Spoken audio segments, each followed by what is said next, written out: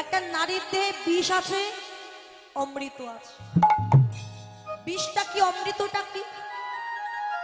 ওমা, সন্তান যখন জন্ম নেয় মায়ের বক্ষ সুধা পান করে সন্তান জীবন ধারণ করে বড় হয়। আবার এই বক্ষ সুধা দর্শন করে অনেক জীব আছে মৃত্যুর পথে ধাবিত হয়। পতঙ্গ মানে পোকা, পোকা যখন অন্ধকারে থাকে বাবা, বনের ভিতরে থাকে, তখন একটা আগুন দেখে কিংবা আলো দেখে পোকা মনে মনে ভাবে এই অন্ধকার থেকে আমি যদি আলোর কাছে যেতে পারি আমি বুঝি সুখে শান্তিতে থাকতে পারবো। আগুনের রূপে পাগল হয়ে যখন আগুনকে ধরতে যায়, আগুনে পুড়ে তার মৃত্যু হয়ে যায়। তত্ত্বদর্শী বললেন নারী হলো আগুন, পতঙ্গ হলো পুরুষ বা পোকা হলো এই পুরুষ পতঙ্গ। তা কিছু কিছু পুরুষ মানুষ আছে তারা চিন্তা করে এখান থেকে আমি যদি নারীর কাছে যাই, ওই আগুনের কাছে যাই, আমি বুঝি সুখে শান্তিতে বাস করতে পারবো। আর যখনই নারীকে ধরতে যায় নারীর কাম অনলে পুড়ে তার মৃত্যু হয়ে যায়। মৃত্যু কতবার হয় বাবা? দেহ থেকে প্রাণ চলে যায়, ওই মৃত্যু বলে, ওই মৃত্যু নয়। প্রতিনিয়ত জীবের মৃত্যু হচ্ছে। বিন্দুরূপে কৃষ্ণ ধন ধ্বংস হয়ে যাচ্ছে। ওই কৃষ্ণ ধন যতই ধ্বংস হবে জীবের মৃত্যু ততই হবে।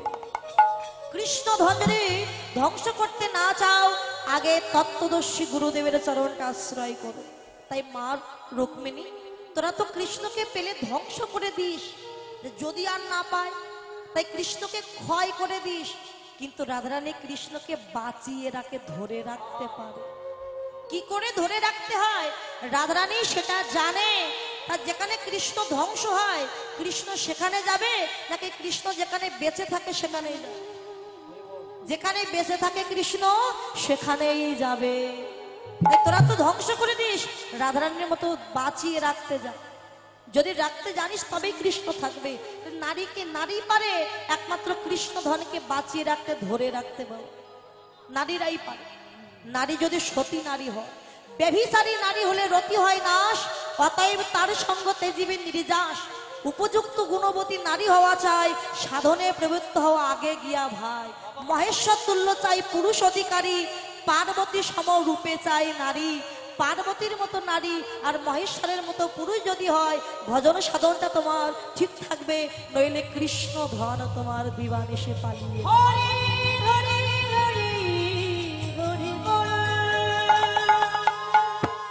তাই কৃষ্ণকে ধরে রাখো। নারায়ণের করে থাকতো একটা চক্র, আর ভগবান মানুষের দেহটা 6টি চক্র দিয়ে গঠন করেছে।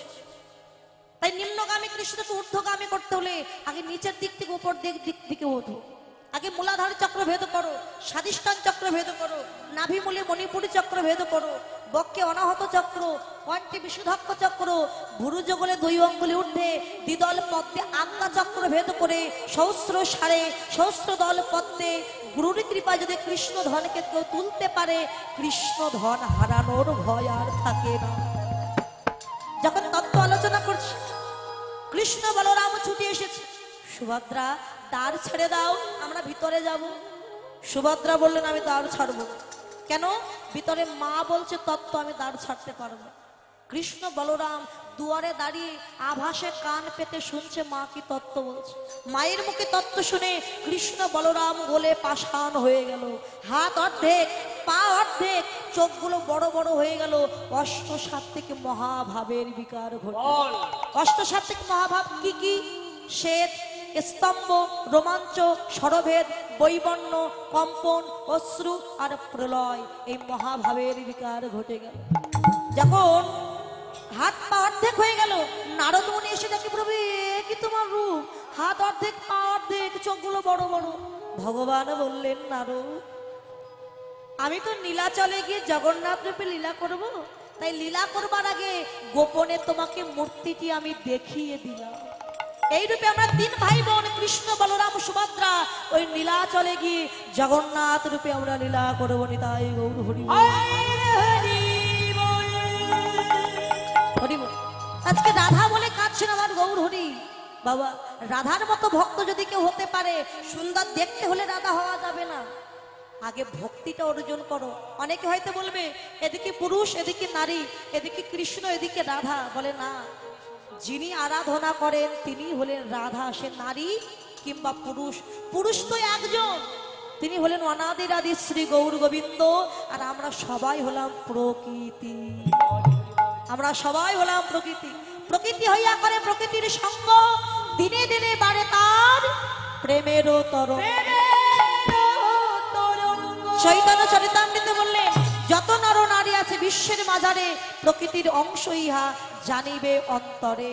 তাই আজকে রাধা বলে কাঁদছে, আর জগৎকে শিক্ষা দিলে জগৎ আগে রাধার চরণটায় আশ্রয় করো। আশ্রয় করলে বিষয়রূপী কৃষ্ণকে একদিন ঠিকই তোমরা পেয়ে যাবে। আমি যেমন রাধা বলে কাঁদছি, তোমরাও যদি পারো রাধা বলে কাঁদ। তাই কান্দিয়া কহে কোন ধিক মোর বুদ্ধি, অভিমানে হারাইন কানু বন নিধি। যে হইল মন দুঃখ কি বলিব কায়, আরে মধু মন জীবন কইছে জোড়ায়। আরে এই রূপে উদ্ধারিল যত নর নারী, আরে এ রাধা মোহন কহে নহিল। শুধু আমার ভাগ্যে হলো না রে, এ যে ভাগ্যবানের ভাগ্যে ঘটে, আমার ভাগ্যে হলো না রে। রাধা মোহন কহে নহিল। সকল্পতরুভস্য কৃপা সিন্ধু বৈবচ পতিতানাং পাবনে ভো।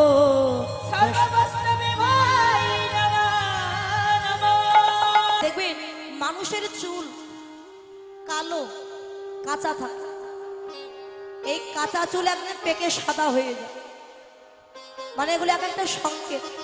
চোখে দেখতে পায় না, কানে শুনতে পায় না, হাত পা চলে না, এগুলো এক একটা সংকেত। চুল যখন কাঁচা চুল পাক ধরবে, জানবেন যে আমার সময়টা হয়ে এসেছে।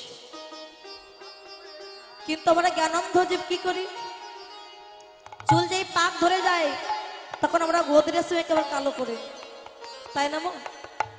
দ্বিতীয় চিঠি দেয় কি, চোখে কম দেখতে পাবে। চোখে যখন কম দেখবে তখন ভাববে যে এবার আমার সময় হয়ে গেছে, আর দেরি। তাহলে আপনারা বলবেন আমরা অন্ধ হয়ে গেছি, তাহলে আমরা কি চোখে দেখবো না? হ্যাঁ দেখুন, ডাক্তারের কাছে গিয়ে আমরা সবাই চশমা নিয়েছি। চশমা নিয়েছি ভাবতে হবে এই খালি চোখে একদিন দেখতে পেতাম, এখন চশমা ছাড়া দেখতে পাই না, মানে সময়টা ধীরে ধীরে চলে যাচ্ছে। এবার একটু ভজন পথে যাই আমরা। তৃতীয় চিঠি দেয় কি, দাঁত পড়ে যাবে, এক একটা করে দাঁত সব পড়ে যায়, মানে এই দাঁত দিয়ে মাছ মাংস কত কি খেয়েছো, আর নয়। এবার একটু মহাপ্রভুর মহাপ্রসাদ সেবা করো। এত চিঠি দেওয়ার পরে যখন আমরা সংকেত বুঝতে পারি না, শেষে চিঠি দেয় কি, একেবারে বিছানা সজ্জা করে দেয়। মাটিতে যখন ধুলায় পড়বে ওই ঘরে বিছানা, তখন জানবেন এই পড়েছি গৃহে, আর একমাত্র বাহির করবে আমার শ্মশান ঘাটের জন্য, এর আগেও না। যাদের জন্য এত কিছু করলাম, তারাই সবাই আমাকে আপন ভাববে না, শেষের দিনে ওই ফেলে রাখবে তোমায় গোয়াল ঘরে। এখন যদি কাউকে বলা হয় চলো দাদা কীর্তন শুনে আসো, অনেকে কি বলে, এখন আমার সময় হয়নি, একটু বয়স হোক, চুল দাড়ি অন্তত পাকুক, তারপরে কৃষ্ণ ভজন করুন। আচ্ছা বাবা, কার কখন ডাক আসে কেউ কি বলতে পারে? এই যে আমি এই দেশে এসেছি, আমি দেশে ফিরে যাব এই গ্যারান্টি দিতে পারবো? ওমা, আমরা অনেকে বলি না, দেখবেন সন্তান যদি অসুস্থ হয় ডাক্তারবাবু ডেকে নিয়ে আসে, ডাক্তারবাবু বলে দিদি কি দাদা তোমার মেয়েকে কিংবা ছেলেকে এমন ঔষধ দিয়েছি, স্বয়ং ভগবান পর্যন্ত তোমার ছেলেকে নিয়ে যেতে পারবে। ভগবান তখন নারদমণিকে ডেকে বলে, নারদ, ওই ডাক্তার যে তার রোগীর গ্যারান্টি দিচ্ছে, ওর নিজের গ্যারান্টি নিজে দিতে পারে? ও যে এসেছে রোগী দেখতে, ফিরে যাবে গ্যারান্টি দিতে পারে না। তাই বাংলাদেশ থেকে আমি ভারতবর্ষে এসেছি আপনাদের মতো সাধুগুরু বৈষ্ণবের কৃপা পাওয়ার জন্য। দেশে ফিরে যাব কিনা এটা বলতে পারবো, তার আগেই যদি আমার প্রাণ পাখিটা উড়ে যায়। সময় কারোর জন্য থেমে থাকে। অনেক সময় দেখা যায় বাবার আগে সন্তানের ডাকে চলে এসেছে। সব থেকে ভারী বোঝা কি জানো? বাবার কাঁধে সন্তানের শেষ যাত্রা। এর মতো ভারী জগতে আর কিছু না। তাই ভক্তের ভগবান সংকেত দিয়েছে, চিঠি দিচ্ছে, জি এসো সকাল সকাল ভজন পথে। মাতৃগর্ভে যখন ছিলাম কত ভগবানকে ডেকে বলেছিলাম, দয়াময় আমায় একটু ভবের বাজারে নিয়ে চলো, তোমার নাম গুণকীর্তন গাই। কিন্তু যে সংসার বাজারে এসেছি সবাই আমরা তার কথা ভুলে গেছি। বাবা মা কি করে সন্তানের মঙ্গল কামনায় দিন রাত কিন্তু পরিশ্রম করে, নিজে অসুস্থ হলেও কখনো ডাক্তারের কাছে যায়, দিন রাত পরিশ্রম করে 5 তলা ঘর বেঁধে দিয়েছে। বাবা চিন্তা করলো, যাক এবার আমার ছুটি, কাল থেকে কৃষ্ণ ভজন করব। আর যেই না কাল এসেছে বাবা অসুস্থ হয়ে ঘরে পড়েছে, চলতে পারছে না, মলমূত্র ত্যাগ করছে গৃহে। ডাক্তার বাবু ছেলেকে বলে, শোনো খোকা তোমার বাবার বেশি দিন বাঁচবে না, আর হাঁটতেও পারবে না, চলতেও পারবে না, এইভাবেই ঘরে পড়ে থাকে। 1 দিন যায়, 2 দিন যায়, 5 দিন যায়, 10 দিন যায়। যখন ঘরে নোংরা করছে বাবা, ছেলে গিয়ে বলে, বাবা একটা কথা বলবো, কিছু মনে করো। বল বাবা, কি বলবো? তোমার যে রোগটা হয়েছে কতদিন বাঁচবে তুমি? তার রোগটা যতদিন ভালো না হয়, চলো বাবা তোমায় গিয়ে আমি গোয়াল ঘরের বারান্দায় গিয়ে রেখে আসি। খোকা তুমি চিন্তা করো না বাবা, আমি তোমার দেখাশোনা করবো, তুমি সুস্থ হয়ে গেলে আবার তোমায় আমি ঘরে আনবো। এই ঘরে নোংরা করছো, কত লোক আসবে আমার বাড়িতে, দুর্গন্ধ ছড়াবে। বাবা তুমি চলো না বাবা, গোয়াল ঘরে রেখে এসেছি। যে ছেলের মুখ না দেখলে দিন যেত না, আজ সারাদিন কেঁদে মরে গেল ওই সন্তানের বধূ আর দেখতে পাই না। ছেলে যাচ্ছে রাস্তা দিয়ে, বাবা দেখতে পেয়ে ডাক দিয়েছে, খোকা খোকা। বাবা একবার আয় না বাবা, আমি তো চলতে পারি না, সেই কবে তুই আমায় গোয়াল ঘরে রেখে গেছিস, হ্যাঁ একবার আমার হাতটা ধরে একটু রাস্তাটা ঘুরিয়ে নিয়ে আসবি খোকা। ছেলে বলছে, তোমাকে ধরে আমি মরবো? তোমার যে রোগ হয়েছে যদি ধরলে ওই রোগ আমার হয়ে যাবে। ছেলে চলে গেল না, ধরলো না বাবা, ওই ছেলে চলে গেছে। তখন বৃদ্ধ বাবা অসহায়, ওই বৃদ্ধা গোয়াল ঘরে বাবা বৃদ্ধ অবস্থায় কাঁদছে, ধুলাই গড়াগড়ি দিয়ে কেঁদে কেঁদে বলে, গোবিন্দ যখন আমার সময় ছিল তখন আমি একদিনও তোমায় ডাকিনি প্রভু। মিছে আস্তে মিছে মায়ার সংসারে আমার করে মেতেছিলাম, আজকে বৃদ্ধ অবস্থায় দেখলাম। ভাই বলো বন্ধু বলো, এই জগতে যে কেউ কারোর নয়। হে দয়াময়, এই দেহটা তুমি পাঠিয়েছিলে সংসার নদীতে, এই সংসার নদীটা পার হওয়ার জন্য, কিন্তু এই দেহ নৌকাটা আর আমি বাইতে পারছি না। বলো কবে এই সংসার নদী থেকে আমি মুক্তি পাবো, এই সংসার মায়ার সংসার থেকে মুক্তি পাবো। মায়ার সংসার থেকে মুক্তি পেয়ে ওপারে তোমার সাধুগুরু বৈষ্ণবের বাজারে যাব। বৈষ্ণবের বাজারে গিয়ে ভক্তের চরণ দুটি হৃদয়ে ধরে ভক্তের চরণ ধুলি কবে অঙ্গে মাখিতে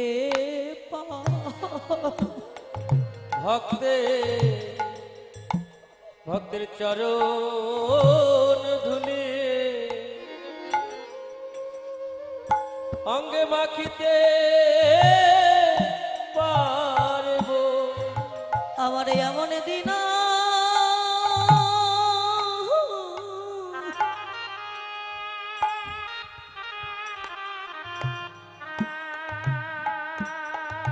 আমার এমন দিন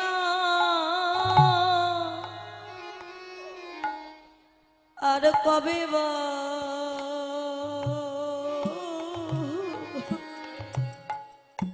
বা হবে। ভক্তের চরণ ধুলি আমি অঙ্গে মাখিতে পারবো। বলো এমন দিন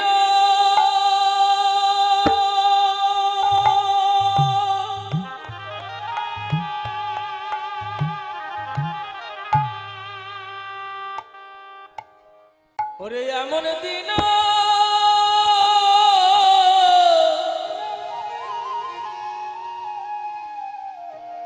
আমার কবে বা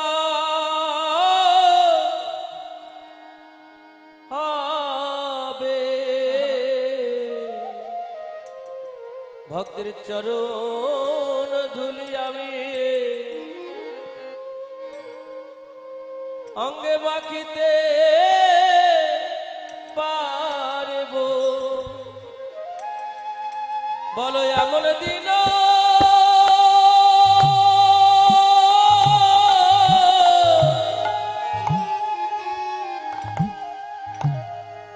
বলো এমন দিন আমার কবে বা হবে ভক্তের চরণ ধুলি আমি অঙ্গে মাখিতে পারবো। দয়াল কবে নয়নের জলে হা কৃষ্ণ প্রাণ কৃষ্ণ বলে কাঁদতে পারো? কেননা যেদিন এ প্রাণ পাখিটা উড়ে যাবে পারের কড়ি বলতে তোমার কিছু থাকবে না। পারের কড়ি কি হবে জানো? এই ভক্তের চরণ ধুলি হবে ভব পারের কড়ি। নিতাই গৌর হরি বল হরি বল।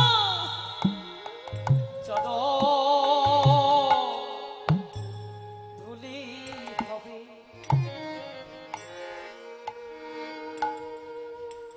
আমাদের পরে পরে যেদিন কৃষ্ণ বলা পাখি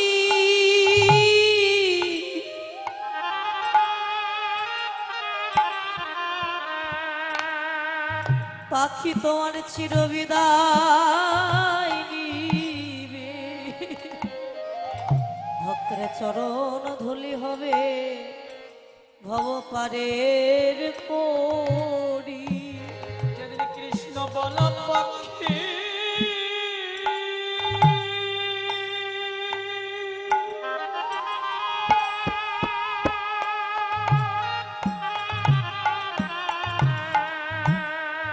এই কৃষ্ণ বলা পাখি যেদিন চিরবিদায় নিবে সেদিন ভক্তির চরণে ধুলি হবে আমাদের ভবমনে করি। তাই ভক্তের ভগবান আজ সংকেত দিল, জগৎ এই মায়ার সংসারে শুধু মেতে থেকো না, একবার কৃষ্ণ ভজন পথে তোমরা ফিরে এসো। রায়ধনীকে সংকেত দিয়েছে। রায়ধনী নির্জন মন্দিরে বসে আপন প্রাণকান্তের কথা চিন্তা করছে। গোধন চালাইয়া শিশুগণ লইয়া গমন করিল ব্রজে, নির্ভরি কুম্ভে সখীগণ সঙ্গে রায় আইলা গৃহের মাঝ। নির মানে জল, কুম্ভ মানে কলস, কলসিতে জল নিয়ে আমার রায়ধনী ঘরে এসেছে। এসে চিন্তা করছে আপন প্রাণকান্তের। কহে চণ্ডী দাসে বাসুলে আদেশে, শোনো হে রাজার ঝিয়ে, তোমায় অনুগত বন্ধুর সংকেত না ছাড়ই আপন নহিয়ে। এমন সময় তার সখী গণেশে চাই, রাধে তুই আনমনা হয়ে বসে আছিস কেন? বলে সখী আমার গোবিন্দ যে তোরা তো জানিস কেশরকুঞ্জ সাজাতে বলেছি, তা আমি কেশি ঘাটে যাব নাকি কেশরকুঞ্জে যাব? আমি তো বাদিনীর ঘরে বসত করি, এই বাদিনী চোখ ফাঁকি দিয়ে কেমন করে কৃষ্ণ ভজনে যাব? সখীগণ বলে রাধে লজ্জা ঘৃণা ভয় তিন থাকিতে ন, এই তিন পরিত্যাগ করে কৃষ্ণ ভজনে যেতে হবে। আর কৃষ্ণ ভজনে যেতে গেলে অনেক বাধা বিপত্তি পার হতে হয় রে, তবেই তো কৃষ্ণ ভজন শুদ্ধ হবে, খাঁটি হবে না। তাই যা চিন্তা করিস না, আমরা আছি তোর সঙ্গে, চল তোর বধুর জন্য আমরা একটু কুঞ্জ সাজাবো। ওই জন্য সংকেত ভাবিয়া রাই সব সখী গণবদন চাই, আবেশ কহত মনের কথা, কত হরিষ বিষদ ব্যথা। আয় সখী তোরায় আয়, তোরায় আয়, তোরা আয়, তোরায় আয় সজনী আমার বধুর লাগি কুঞ্জ সারা।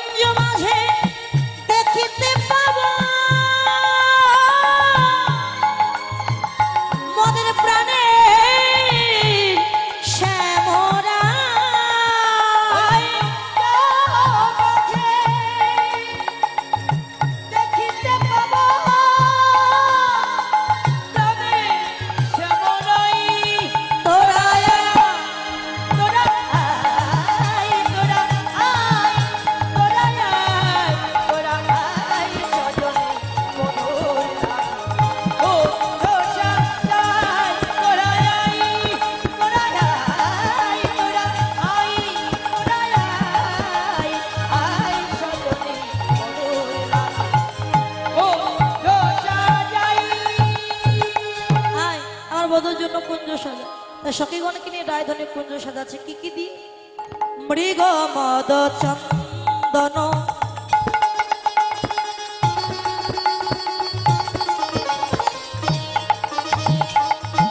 গন্ধয়ন লেপন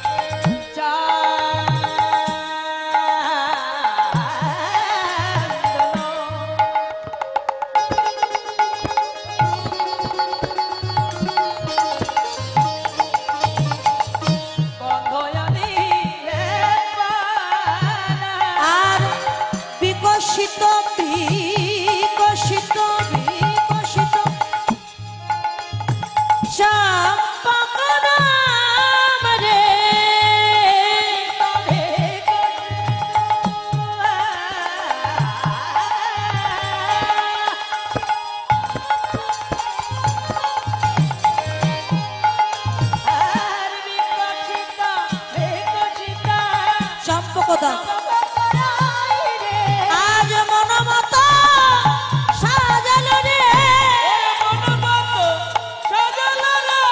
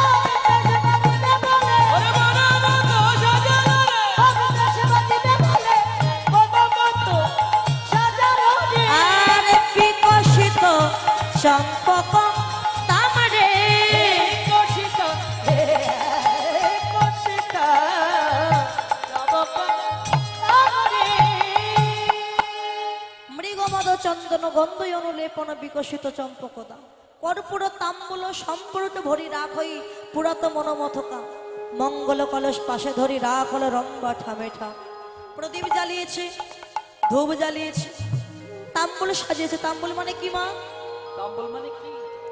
তাম্বুল মানে পান পান সাজিয়েছে মানে যা যা প্রয়োজন একটা সুবর্ণ ভৃঙ্গারে করে শীতল জল এনে রেখে দিয়েছেন আমার রায়ধন মানে গোবিন্দ আসবে তার চরণ সেবা করবে চরণ ধৌত করবে আজকে সুন্দর করে যা যা প্রয়োজন সাজিয়েছে ফুলের মালা দিয়ে কুঞ্জটা সাজিয়েছে ওমা ফুল হলেই তো সব ফুল গোবিন্দ সেবায় লাগে না কত ফুল বৃক্ষ থেকে ঝরে পড়ে ধুলায় গড়াগড়ি যায় আবার কত ফুল কুড়ি থাকতে ঝরে যায় আবার কত ফুল মালা হয়ে মরার গলায় গিয়ে শ্মশানে পুড়ে যায় আবার কত ফুল আমার গোবিন্দের চরণ প্রাপ্ত হয় আজকে কত কুসুম গোবিন্দ সেবায় লেগে গেল এদিকে রায়ধনী আমার কুঞ্জ সাজিয়েছে আর প্রাণ গোবিন্দ মা যশোমতীর কোলে ফিরে গেছে যশোমতী মা গোপালকে আরতি করে গোপাল সেবা দিয়ে শয়ন মন্দিরে শয়নে দিয়েছে কৃষ্ণ গোপাল ঘুমিয়েছে মধ্য রজনীতে কৃষ্ণ গোপালের মনে পড়েছে রাধারানীর কথা আমার রায়ধনীকে যে আমি কথা দিয়েছিলাম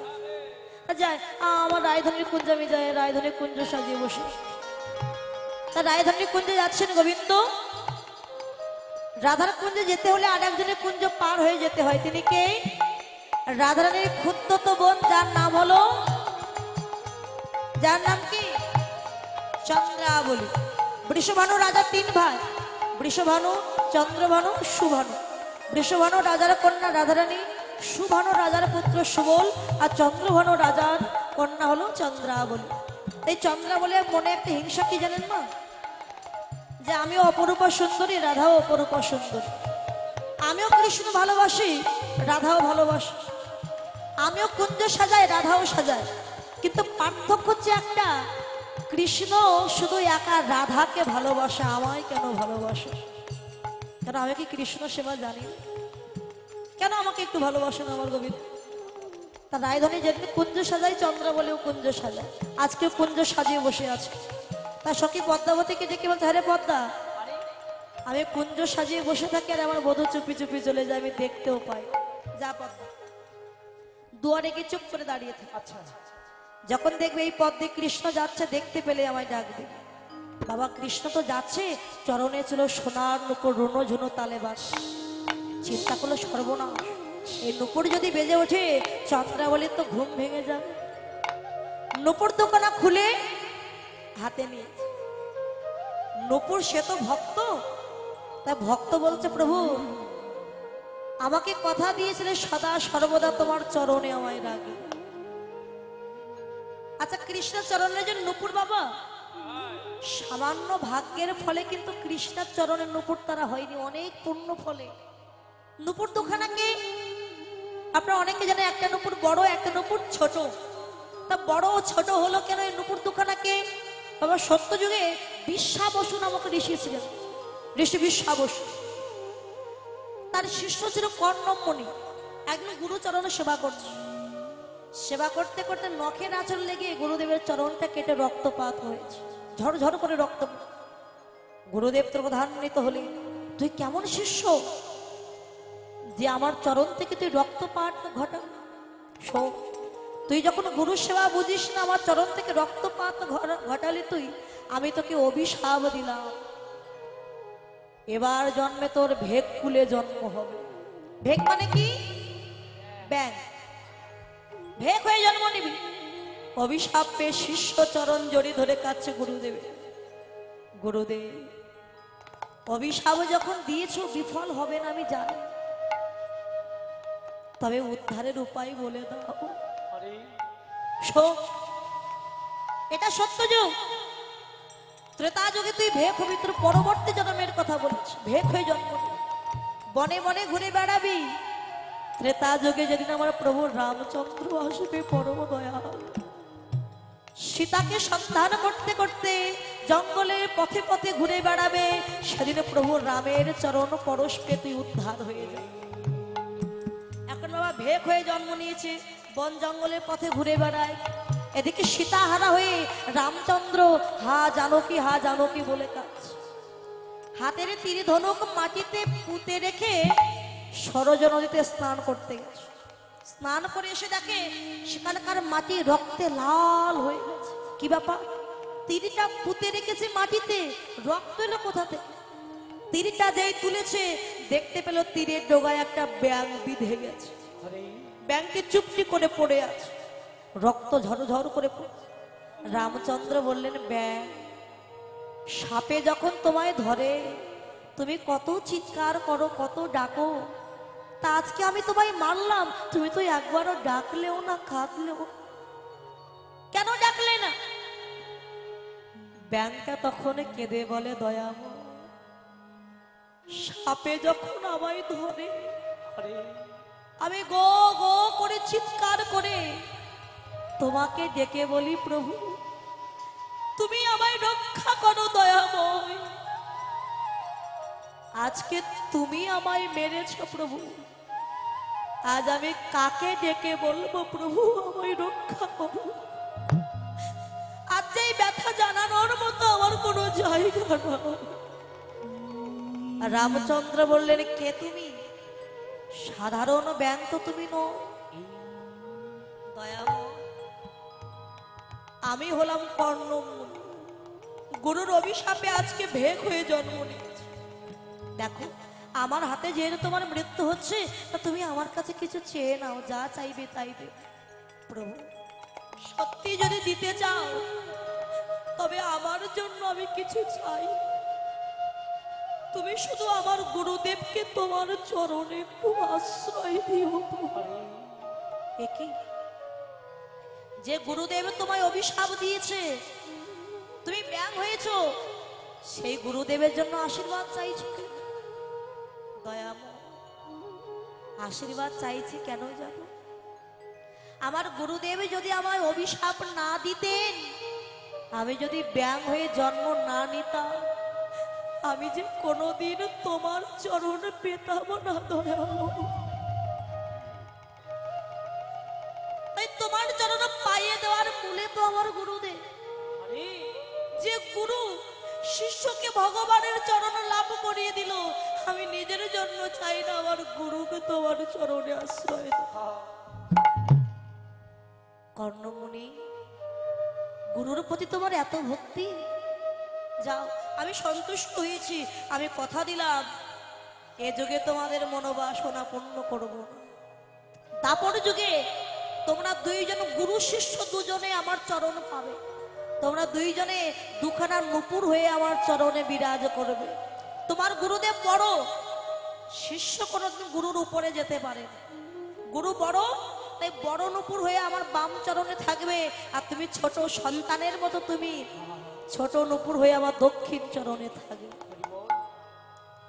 তাই সেই কর্ণমুনি বললেন, প্রভু যদি সত্যি নুপুর হয়ে তোমার চরণ লাভ করতে পারি, কথা দাও প্রভু কোনো কালে যেন আরে ওই চরণ ছাড়া করো না গো। আমার নিতাই গৌর হরিবল। ছাড়া করো না গো। তোমার ওই চরণে যেন আমার একটু আশ্রয় দি, চরণ ছাড়া করো না গো। তোমার ওই চরণে আমার একটু আশ্রয় দিও, যেন চরণ ছাড়া আমার করো না গো। তাই তো আজকে নুপুর দুখানা বলে, প্রভু কোন অপরাধে তুমি চরণ ছাড়া করে দিলে আজ আমায়? আমি তোমার মস্তক চাই না, তোমার কর চাই না, আমি চাই শুধু তোমার চরণ।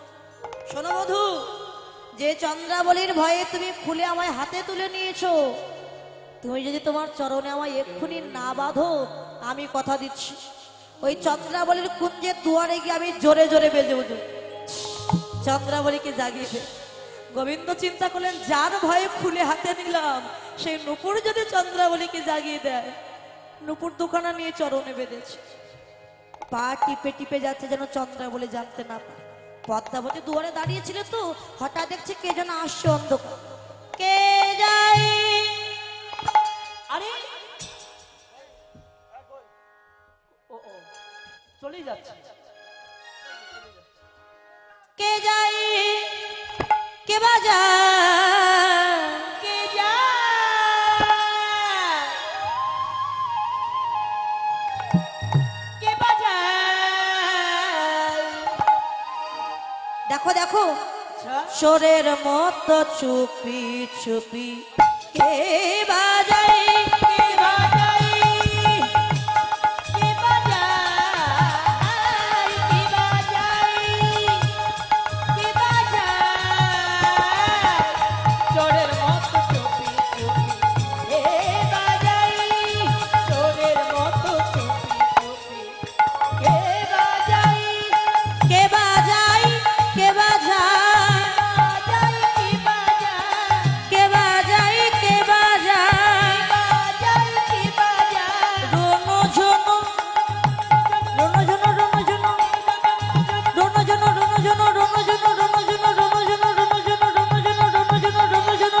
ঝোনো রোনো ঝোনো রোনো ঝোনো রোনো ঝোনো রোনো ঝোনো তালে নপুর কে বাজায় কে বাজায় বাঁশরি বাজায় বলো কে বাজায়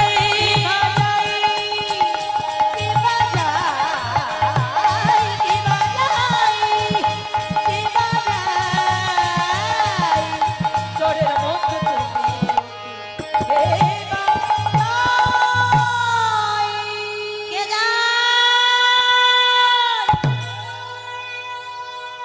চন্দ্র বলে শিগগিরই আয় তোর প্রাণ বধূ চলে গেল ধর ধর ধর আমি আসছি ধর চন্দ্রাবলী আর পদ্মাবতী গিয়ে কৃষ্ণের সম্মুখে এমন করে পথ অবরোধ করে দাঁড়িয়েছে ও বধূ তুমি এই পথে নিতে করো গতি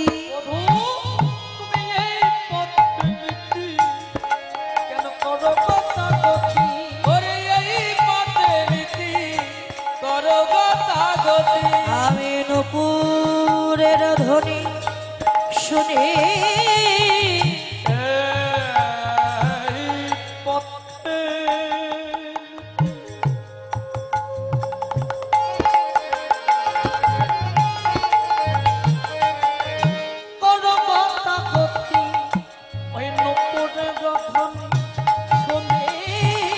পর রাধার সনিবাস আমারে নৈরা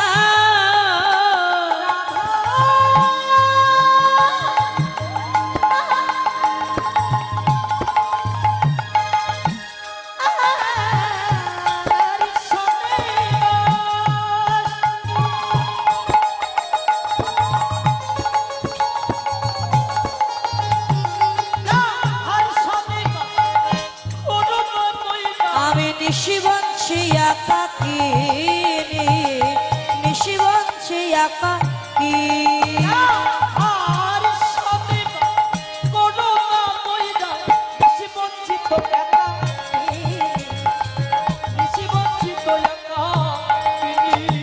তুমি আমায় ছেড়ে যেও না গো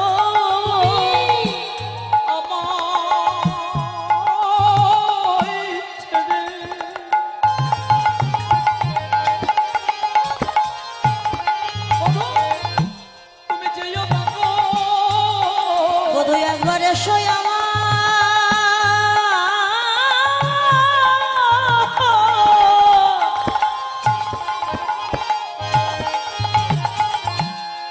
আমার হৃদয় মন্দিরে এসো তুমি আমায় ছেড়ে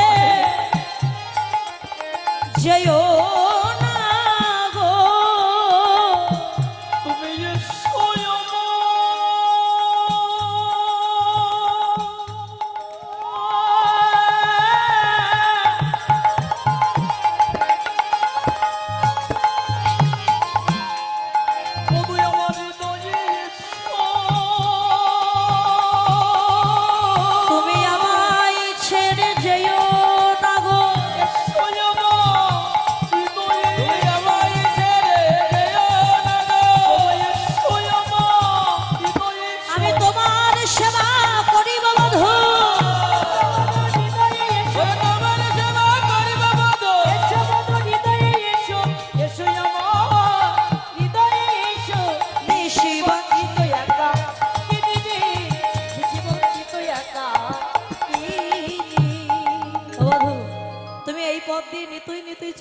রাধার কুঞ্জে আমি তোমায় ধরতেও পারি। গোবিন্দ বলছে, আরে কে বললো আমি রাধার কুঞ্জে যাচ্ছি? বাবা ধরা পড়েছে জেনেছে, তবু তো বাঁচার চেষ্টা করতে হবে। নৌকায় করে পার হয়ে যাচ্ছি, নৌকাটা ডুবে যাচ্ছে। তা নৌকা ডুবে যাচ্ছে বলে আমি ওকে তার হাত পা ছেড়ে দেবো একেবারে? তো দেখছি আমি আর বাঁচবো না, দেখে আমি হাত পা ছেড়ে দেবো? বলে না, বাঁচার চেষ্টা তো করতে হবে, যদি গোবিন্দ আমাকে রক্ষা করে। তা বলে কে বলেছে? আমি চন্দ্রাবলীর কুঞ্জে যাচ্ছি। এই যে এত রাত্রে তুমি কোথায় যাচ্ছ? হাঁটতে বের হয়েছে? Morning walk. শোনো বধূ, কোথায় যাচ্ছে বল? আরে আমার শ্রীদাম শাখা ডাকছে, আমি যাচ্ছি শ্রীদাম শাখার কাছে। হ্যাঁ শ্রীদামও ডাকিছে সুখে, আমি যাব তার কাছে, আমার পড়ানো কেমন করে। বাড়ি ও বধূ, শ্রীদাম ডাকুক আর যেই ডাকুক, তুমি আগামীকাল সকালে যেও, কিন্তু আজকে যখন তোমায় আমি ধরে ফেলেছি তোমাকে তো ছাড়বো না। গোবিন্দ তাকে ভক্তি দিয়ে চন্দ্রাবলী বেঁধে নিয়ে গেল। সে তো ভক্তের ভক্তির দাস বাবা, যে ভক্তি দিয়ে বেঁধে ফেললো আর থাকতে পারলো না, চন্দ্রাবলীর কুঞ্জে গেল। পালঙ্কের উপরে বসিয়ে চন্দ্রাবলী মনে মনে বলছে, বধূ রায়ধনী তোমায় একা সাজাতে পারে, আমি কি পারি না? এমন করে তোমায় সাজাবো যে রায়ধনীও এমন করে কোনোদিন তোমায় সাজাতে পারি। সাজাচ্ছে কেমন করে দেখো। যেখানে হিংসা থাকে, প্রতিযোগিতা থাকে, সেখানে কৃষ্ণ সেবা হয়। তাই সাজাচ্ছে কেমন করে। পরাণ বধূ কাছে পেয়ে সাজাই চন্দ্রাবলী।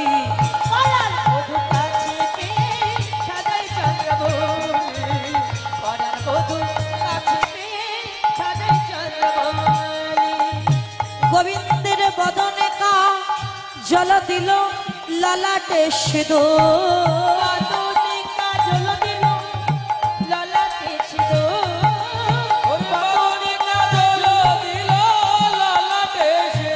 আর নীল শাড়ি পরাইল,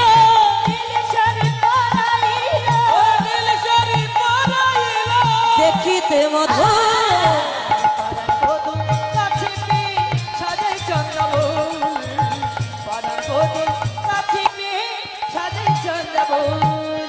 সাজাই সাজাই মনের মতো করে।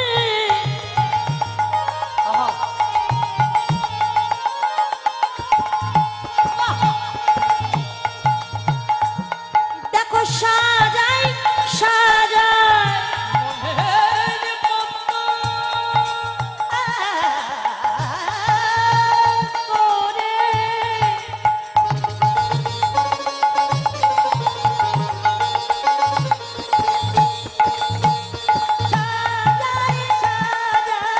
পরাণ বধূ কাছে পেয়ে সাজাই চন্দ্রাবলী।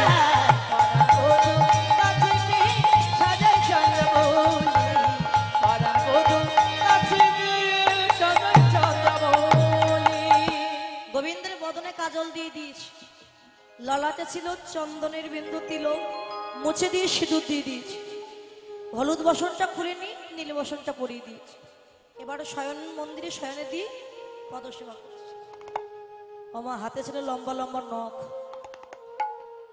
আছে নাকি লম্বা নখ? প্রতিসেবা করতে গেলে লম্বা নখ রাখলে হবে না। প্রতিসেবা বোঝেন তো মা? আগেকার সময় প্রতিসেবা ছিল কেন, কিন্তু এখনকার সময় প্রতিসেবা এখন নেই কেন? আগেকার সময় ছিল কেন জানেন? সতীদাহ প্রথা ছিল।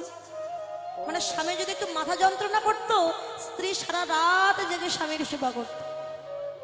কেননা যদি মারা যায় আমারও নিস্তার না, আমাকেও জীবন তাকে চিতায় তুলে দেবে। তাই এমন প্রতিসেবা করতো স্বামী, মানে অসুস্থ হতে দিত না। আর এখন সতীদাহ প্রথা নাই।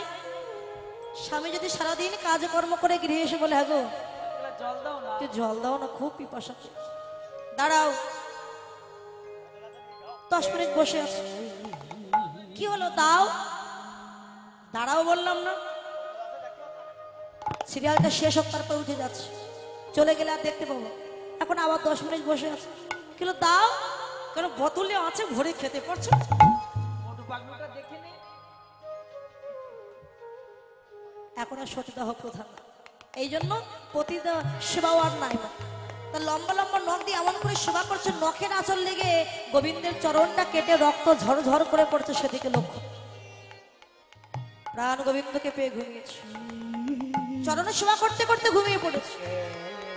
চন্দ্রাবলী সনে সুখেতে আছিল শ্যাম, যখন ঘুমিয়েছে মা, এদিকে রায়ধনে তো বসে আছে কৃষ্ণ সেবা করবার জন্য। প্রথম প্রহার গেল, দ্বিতীয় প্রহার গেল, তৃতীয় প্রহার গেল, তবু কৃষ্ণ কুঞ্জে এলো। ললিতা, আমার কপাল বুঝি ভালো না। এই যে ও মা সকলেরা, ও মাসি, কোথায় যাচ্ছে? এক্ষুনি গেলে হবে না, বাড়িতে আর একটু কিছুক্ষণ কষ্ট করে বসুন। আচ্ছা, কে কে বাড়ি যাবেন একটু হাত তুলুন দেখি। কেউ বাড়ি যাবেন না? ওই চাদর গায়ে দেওয়া মাসি বাড়ি যাবে। শুনুন, রাধা গোবিন্দের মিলন না করে যদি ঘরে যান, ঘরে গেলেও কিন্তু মিলন হবে না, শুধু ঝগড়া হবে। কয় বছর? মানে একেবারে 1 বছর মুখ দেখা দেখে থাকবেন, মান হবে, ঝগড়া হবে। এখন রায়ধনী বলছে, এই ললিতা, হ্যাঁ, এই ফুলের মালা যে বধুর জন্য গেঁথেছিলাম, বধু তো এলো না, তাই মালা যত দেখবো আমার কষ্ট, আমার জ্বালা দ্বিগুণ বেড়ে যাবে। যা, এই মালাগুলো নিয়ে যমুনায় ভাসিয়ে দিই। ললিতা সখী মালা নিয়ে যমুনায় যখনই ভাসিয়ে দিতে গেল, যমুনা দেবী তখন বক্তা হয়ে বলে, ললিতা, এই অপরাধ করো যে গোবিন্দের জন্য রাধারানী কাঁদে, সেই গোবিন্দের জন্য আমিও কাঁদি।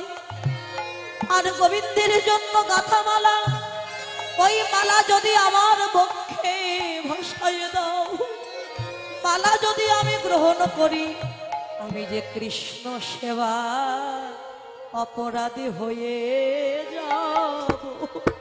কৃষ্ণ সেবার অপরাধী আমি হয়ে যাব। আমি হয়ে যাব। কৃষ্ণ সেবায় অপরাধী হয়ে যাব।